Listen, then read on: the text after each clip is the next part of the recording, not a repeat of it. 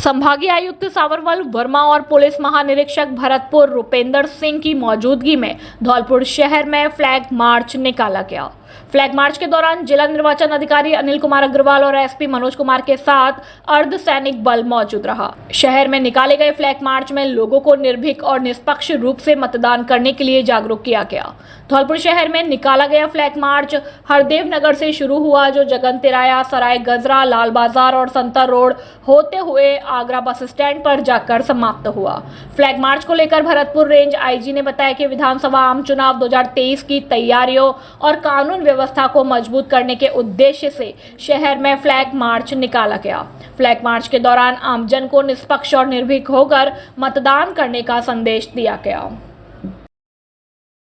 आज धौलपुर जिला की चुनाव संबंधी तैयारियों की समीक्षा के लिए मैं और कौंसल साहब यहाँ पे आए। डिस्ट्रिक्ट लेवल ऑफिसर्स की मीटिंग ली, उनसे सारी समीक्षा की, जो अब तक की परफॉर्मेंस है चुनाव आयोग के आदेशों की पालना और आदर्श आचार संहिता के दौरान जो उपलब्धि है और साथ ही फ्लैग मार्च किया गया धौलपुर मुख्यालय पर। और यहाँ से फ्री होने के बाद अब ये फ्लैग मार्च गाड़ी कॉन्स्टिट्यूंसी में और इस तरह धौलपुर जिले की जो चुनाव आचार संहिता की पालना और यहाँ की समीक्षा आज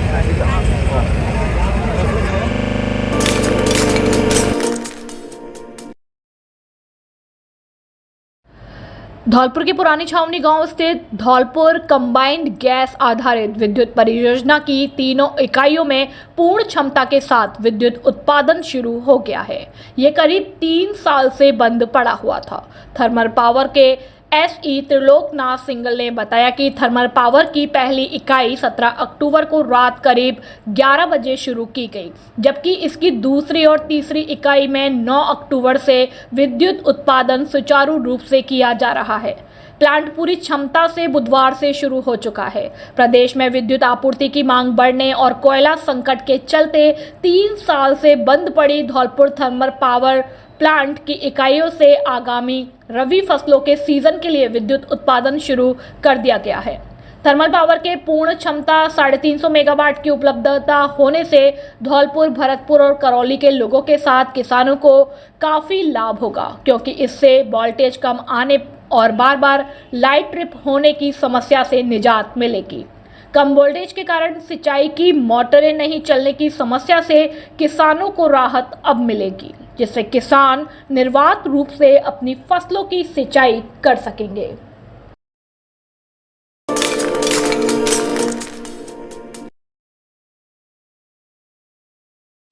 धौलपुर में संभागीय आयुक्त सावरवल वर्मा और पुलिस महानिरीक्षक भरतपुर रुपेंद्र सिंह की अध्यक्षता में ग्राम समीक्षा बैठक का आयोजन किया गया। विधानसभा आम चुनाव 2023 की तैयारियों और कानून व्यवस्था की समीक्षा को लेकर पुलिस लाइन में बैठक आयोजित की गई। बैठक में मौजूद अधिकारियों को शांतिपूर्ण चुनाव कराने के लिए निर्देशित किया गया। बैठक में विधानसभा आम चुनाव 2023 की तैयारियों की समीक्षा कर सीमाओं पर चौकसी बढ़ाने के निर्देश दिए गए। बैठक के दौरान मौजूद निर्वाचन विभाग के अधिकारियों ने निर्देश देते हुए कहा कि धौलपुर जिले के एक ओर मध्य प्रदेश तो दूसरी ओर उत्तर प्रदेश का बॉर्डर लगता है।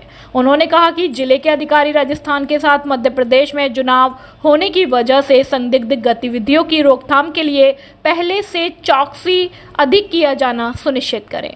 बैठक के दौरान संभागीय आयुक्त ने जिले की स्वीप गतिविधियों को बढ़ाकर लोगों को मतदान के प्रति प्रेरित करने के लिए निर्देश दिए। बैठक के दौरान मौजूद अधिकारियों ने संवेदनशील मतदान केंद्रों का निरीक्षण करने के साथ लोगों को भयमुक्त वातावरण में मतदान करने के लिए प्रेरित करने के निर्देश दिए। पुलिस लाइन में हुई बैठक में जिला निर्वाचन अधिकारी और कलेक्टर अनिल कुमार अग्रवाल, पुलिस अधीक्षक मनोज कुमार सहित अन्य अधिकारी मौजूद। खुशखबरी आपके शहर धौलपुर में मानस फर्नीचर एंड इलेक्ट्रॉनिक्स नवदुर्गा एवं दीपावली के उपलक्ष्य में लेकर आए हैं इलेक्ट्रॉनिक सामान, LED, LCD, washing machine, AC की खरीद पर निश्चित उपहार फ्री पाए। हमारे यहाँ double bed, dressing table, sofa set, कुर्सी, फ्रिज एलईडी एलसीडी सिलाई मशीन, मिक्सी, अलमारी, गद्दे, वॉशिंग मशीन, कूलर आदि का सामान उचित रेट पर मिलता है। हमारे यहाँ शादी पार्टी एवं विवाह का फर्नीचर ग्राहक की मनपसंद से भी तैयार किया जाता है। एक बार सेवा का मौका अवश्य दें। प्रोपराइटर आपके जाने पहचाने अजय मित्तल, तसीमो वालों का showroom. Mobile number 7877060049।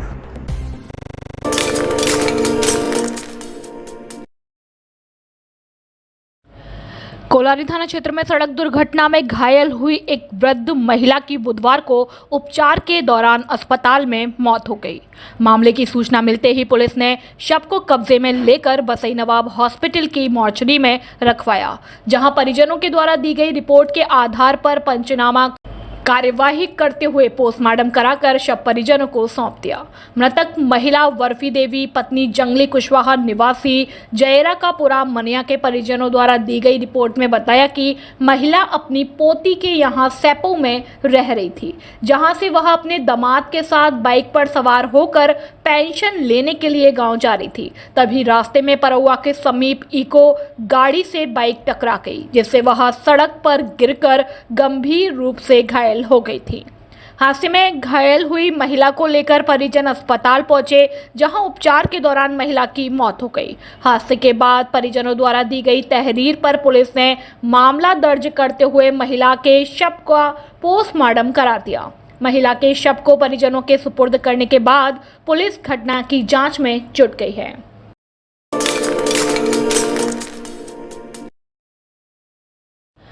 Nanaji Deshmukh जयंती पर संगोष्ठी कार्यक्रम आयोजित। अखिल भारतीय विद्यार्थी परिषद इकाई बसेड़ी के द्वारा नानाजी देशमुख की जयंती के अवसर पर स्टूडेंट फॉर सेवा की ओर से देश भर में 11 अक्टूबर से 18 अक्टूबर तक सेवा सप्ताह के उपलक्ष्य में देव पब्लिक स्कूल हिंगोटा में संगोष्ठी का कार्यक्रम आयोजित किया गया। मुख्य वक्ता रोहित चतुर्वेदी ने बताया कि नानाजी देशमुख ने अपना जीवन देश के गांव और जनजातीय क्षेत्रों के विकास के लिए समर्पित कर दिया। उनके त्याग और सेवा की भावना हर पीढ़ी के लिए प्रेरणा का स्रोत बनी रहेगी। इस दौरान समुद्र अनूप गुर्जर, ब्रजेश भास्कर आदि मौजूद रहे।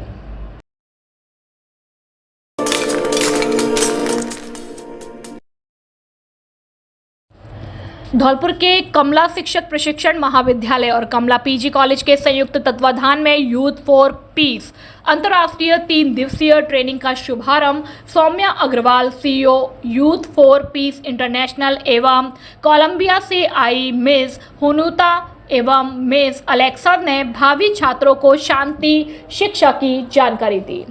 कार्यक्रम की अध्यक्षता डॉक्टर रामराज शर्मा, निदेशक मनदीप शर्मा, प्राचार्य पीएस तिवारी, कमला शिक्षक प्रशिक्षण महाविद्यालय प्राचार्य डॉक्टर युगल बिहारी पारासर, डॉक्टर लाजपत शर्मा आदि ने शांति शिक्षा पर अपने विचार व्यक्त किए। अतिथियों का स्वागत डॉक्टर नीति तिवारी, डॉक्टर मंजू तिवारी ने किया। मंच संचालन ख्याति प्राप्त शिक्षाविद डॉक्टर के उपाध्याय व कार्यक्रम की रूपरेखा डॉक्टर ओपी उपाध्याय ने की। कार्यक्रम में विष्णु श्रोत्रिय, गजेंद्र गिरी, नीरज बाबू, पवन त्यागी, Rohitash, doctor Gauri Dixit, doctor Archana Sharma, doctor Neeru Sharma एवं सभी विभागों के विभागाध्यक्ष एवं छात्र छात्राओं ने भाग लिया। तो मैं मंदिर के पुजारी से मैं जानना चाहूंगी कि इस बार नवरात्र की क्या विशेष धूमधाम है। तो मैं कुछ थोड़ी सी जानकारी लेना चाहूंगी पंडित हर्ष शर्मा जी से, जो हमें बताएंगे कि किस मुहूर्त में माता जी की सुबह आरती की जाती है। नमस्कार, मैं हूं आपके साथ उमा पाल और आप देख रहे हैं धौलपुर का नंबर 1 चैनल चंबल प्रभा। नवरात्र का त्योहार धौलपुर शहर में ही नहीं बल्कि पूरे देश में धूमधाम और भक्ति के साथ मनाया जा रहा है। जहां जहां आप देखोगे माता रानी के भक्तों का तांता माता रानी को प्रसन्न करने के लिए लगा हुआ है और किस प्रकार से माता रानी को प्रसन्न किया जाए, तरह तरह के पकवान बनाकर माता रानी को अर्पित किए जा रहे हैं और आप भीड़ भाड़ का नज़ारा काफ़ी देख सकते हैं। मुझे घंटाघर से काली माई तक आते हुए आधा घंटा लग गया, क्योंकि यहाँ जगह जगह पंडाल लगे हुए माता रानी के और जगह जगह भक्तों की भारी भीड़ देखने को मिल रही है। और हमने कुछ जानकारियाँ पंडित जी से ली और उन्होंने क्या कहा वो आप देखिए।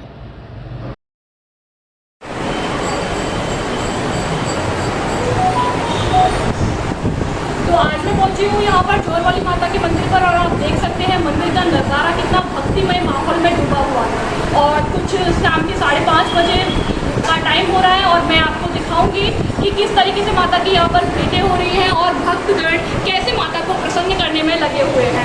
तो आइए हम जानते हैं आज जोरवाली माता के मंदिर के पुजारी जी से कि माता की कैसा जाके सबसे पहले मैं हार्दिक स्वागत करती हूँ पंडित जी हमारे चैनल में। तो आप मेरा हमारे दर्शकों को बताइए कि नवरात्रि की क्या महिमा होती है, बच्चे हो जाते हैं इनका और और काम वगैरह परेशानी होती है जो सब बहुत कर देती है। भैया हमारे यहाँ आकर में आरती होती है 6 बजे 5 बजे तक काम होती है और सुबह की 7:15 बजे आती है। आरती का काफ़ी भीड़ होती है हमारे यहाँ और माता रानी आरती में आती है और उनको बताती बताती है उनको पूर्ण होती है। यहाँ तक आराम पूरा काम होता है। तो नवरात्रों में किस प्रकार की विशेष पूजा की जाती है? जैसे जायफल जब बहुत जल्दी होता है थोड़ा लगाया जाता है आरती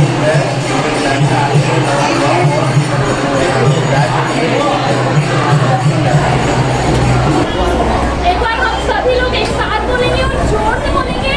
जोर से बोलो जय माता दी, नारे बोलो जय माता दी, मिलकर बोलो जय माता दी। ये आप देख सकते हैं कि माता की 9 दिन यहाँ पर अलौकिक जोत जलती है और कई भक्तगण माता के दरबार में 9 दिन की जोत यहाँ पर जलाते हैं और खीर देते हैं और तंदूरी लेकर जाते हैं और यहाँ पर माता की अखंड जोत जलती है जो आप देख सकते हैं कई लोगों की जल रही है। और पंडित जी कितनी जोत होंगी ये? 160 हर साल जलती है, साल में दोनों नवरात्रों में। हाँ। तो आप देख सकते हैं कि दोनों नवरात्रों में यहाँ पे माता की 108 जोत प्रज्वलित की जाती है। तो ये है यहाँ की अलौकिक महिमा।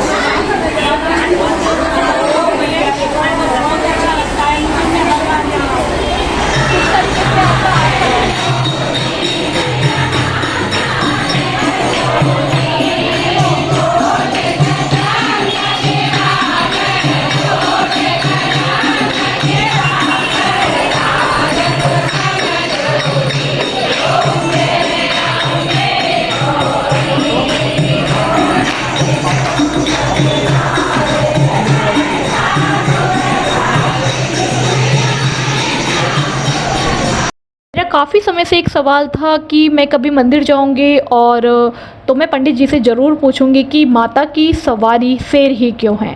तो पंडित जी ने मुझे एक बहुत अच्छी कहानी सुनाई तो मैं एक आपके साथ शेयर करना चाहूँगी। तो उन्होंने बताया कि भगवान शिव को पाने के लिए माता पार्वती ने काफ़ी प्रयास किए। वह उन्हें पति के रूप में पाना चाहती थी, इसलिए उन्होंने कठिन तपस्या की जो वर्षों तक चली। तपस्या काफ़ी कठोर थी, इस कारण माता के शरीर का रंग गोरे से सांवला हो गया। माता की तपस्या से भोलेनाथ प्रसन्न हुए और उनका विवाह हुआ। काफ़ी समय बाद एक दिन भगवान शिव और देवी पार्वती कैलाश पर्वत पर बैठकर हंसी मजाक कर रहे थे। तभी शिव जी ने माँ पार्वती को काली कह दिया। शिव जी की यह बात पार्वती जी को खटक गई। शिव जी की काफ़ी मनाने पर भी वह नहीं माने। इसके बाद उन्होंने अपना गौर रूप वापस पाने की ठान ली। फिर क्या, माता कैलाश छोड़कर तपस्या करने में लीन हो गई। एक दिन तपस्या स्थल पर शेर जाकर पहुंचा। शेर को भूख लगी थी, उसने देखा कि माँ तपस्या में लीन है। शेर काफ़ी समय तक माता को भूखे प्यासे देखता रहा। पार्वती को देखते देखते शेर ने सोचा कि वह तपस्या से उठेंगी तो उनका शिकार मैं कर लूंगा। लेकिन देखते ही देखते कई साल बीत गए। पार्वती जी की तपस्या जब पूरी हुई तो भगवान शिव प्रकट हुए और माता को गौर वर्ण यानी कि माँ गौरी होने का वरदान दे दिया। तभी से माँ पार्वती महागौरी कहलाने लगी। तपस्या पूरी होने पर माँ पार्वती ने देखा कि शेर भी उनकी तपस्या के दौरान भूखा प्यासा बैठा है। उन्होंने सोचा कि शेर को भी उसकी तपस्या का फल मिलना चाहिए। इसके बाद ही माता ने शेर को अपनी सवारी बना लिया। इस तरह से सिंह यानी कि शेर माँ दुर्गा की सवारी बना और उनका नाम शेरावाली माता पड़ा।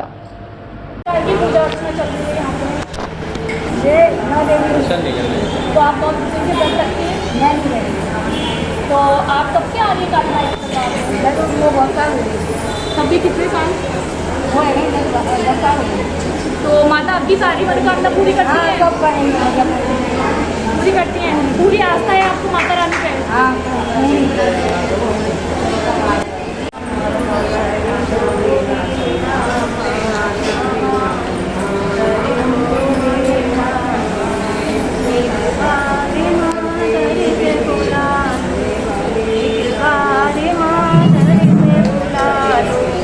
बिनती बारंबार भवानी करे दो बेड़ा पार भवानी करे दो बेड़ा पार।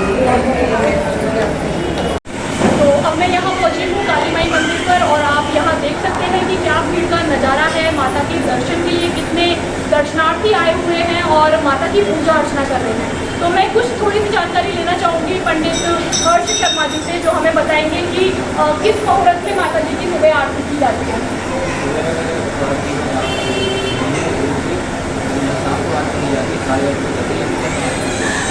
तो श्रद्धालुओं को किस प्रकार तांता लगा रहता है, कितनी भीड़ भाड़ देखी जा रही है?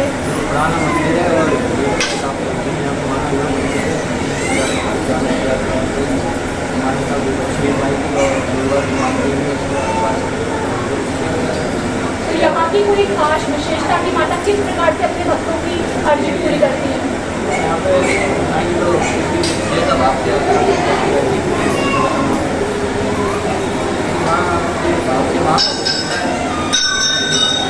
तो 9 दिन में किस विशेष प्रकार से पूजा अर्चना की जाए कि माता रानी हमसे प्रसन्न हो जाए और हमें आशीर्वाद दे?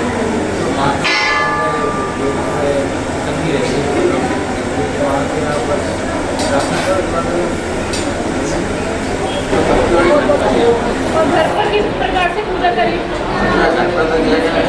अगला इनकम और 4-7 किया गया और समाजा ये अपने घर में रोजाना कर सकते हैं, तो खाना वगैरह परेशानी नहीं है। और माता का सबसे प्रिय भोग हलवा और एक काला जामुन और माता का विशेष प्रिय श्रृंगार? श्रृंगार ये सब थोड़े श्रृंगार करते हैं, श्रृंगार सब